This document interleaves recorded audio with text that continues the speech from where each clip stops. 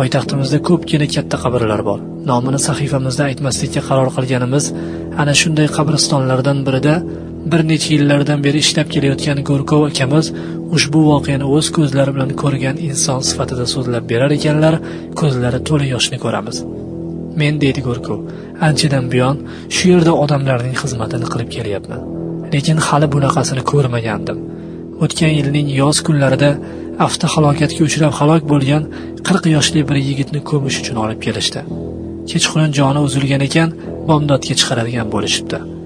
Shu bois qabrni subh kirishi arafasida qazishimga to'g'ri keldi. Ammo nimagadir qabristonga hafsalam bo'lmay keldim. Eng qizig'i, qabristonga yetib kelganimda hech qachon qilmagan ishni qilib qo'yganimni anglab yetdim. Ketmonim uyda qolib ketgandi.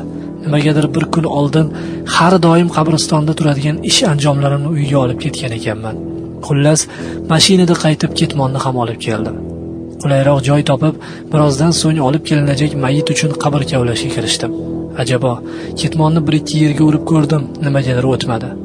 Lapatkadan ham foydalandim. Oldimda nimaiki asbobim bo'lsa, hammasini ishga solib ko'rdim. Baribir foydasiz edi.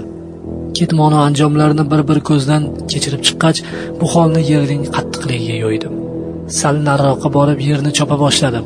Qiziq, ancha nam tortgan yerda ham ketmonim dast urmasdi. Hayratim oshib qabristonning 7 turli joyini kavlashga kirishdim.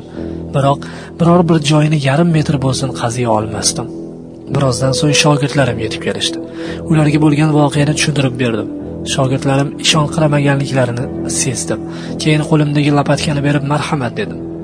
Yigitlarning qo'lidan ham hech vaqo kelmadi. Turib qoldik. Qabristonning biror bir joyi kavlanmay qolmadi. Bomdod namozidan so'ng janoza o'qilgan mayitni ko'tarib kelishdi. Men zo'r-bazo'r borib imomga bo'lgan voqealarni so'zlab berdim. Imom ko'zda yosh bilan mayit egalari oldiga yo'l oldi. Hammaning ko'z o'ngida bundan 1 soat avval qilgan ishlarimizni takrorlab berdik. Rosti kamiga yer kavlanmasdi. O'sha yerdagilarning hammasi bitta haqiqatni tushunib yetgan edilar. O'likni yer qabul qilgisi yo'q. Noiloj imom bilan maslahatlashib, mayitni bir amallab kavlangan yarim metrli chuqurga qo'ydik. Ustiga turpoq tortgan bo'ldik. Hamma mag'zun holda uyga qaytdi. Eng dahshatli voqea ertasi kuni ro'y berdi. Men boshqa bir o'lik uchun qabr kavlayotganimda sal narida itlarning ovozini eshitib qoldim. Yugurib borsam bir kun muqaddam yerning yuziga ko'mib qo'yilgan o'lik tashqariga chiqib qolgan, uni qabristonda izg'ib yuradigan daydi itlar titiptini chiqarib tashlagan edilar. Itlarni haydadim. Ichak chavog'i osilib qolgan o'likni ming dahshat ichida joyiga tiqishga urindim. Lekin foydasi yo'q edi. Itlarning oldiga juda kech kelganim bois o'likning sog' joyi qolmagandi. Bor yo'g'i yarim metr kavlangan chuqurni, aniqrog'i qabrni kengaytirdimda, sochilib ketgan o'lik badanini tiqib tashladim. Bir necha kundan so'ng kelganimda o'sha yer ham ochiq qolganini va o'lik itlarga yem bo'lganini ko'rdim. Hech kimga bu voqealarning xabarini bermadim, ammo o'lik titilib ketgach, ketmonni qo'limga olib ming qo'rquv ila yarim metrlik qabrga yaqinlashdim. Subhanalloh, 3-4 kun muqaddam toshdan ham qattiq bo'lib yotgan yer paxtadek yumshoq bo'lib ketgandi. Mayitni Allohning amri bilan qabul qilmagan zamin boshqa o'liklar uchun yumshoq holga kelib ulgurgandi. Ko'zimda yosh, qalbimda alam bilan chuqurni kavlayverdim.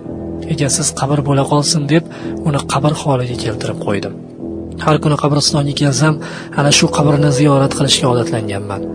Uning ichida egasi yo'qligini bilaman. Har yoqqa sochilib, titilib ketganini mendan boshqa odam bilmaydi. Surishtiray desam, baribir bilamanki, mayit hayotlik davrida Parvardigoriga osiylik qilgan, yo sudxo'r bo'lgan, yo qimorboz, yo tinmasdan, mukkasidan ketguncha aroq ichgan yoki fahsh ishlar bilan shug'ullangan. Menga buning nima qizig'i bor? Menga faqatgina ibrat kerak. Yer ham Allohning maxluqi. Agar odamlarni yaratgan zot unga bandamni qabul qilma deb buyursa, toshdan qattiq bo'lib olar ekan. Uni dunyoning istalgan joyini kezib chiqing, ko'mishga joy topa olmas ekansiz. Hayvonlarga yem bo'lgachgina yer yumshar ekan, subhanalloh. Alloh taolodan o'limimizni chiroyli qilish bilan birgalikda qabrdagi holatimizni ham o'nglashini so'rab qolamiz. Zero u saxiy va mehribon zotdir.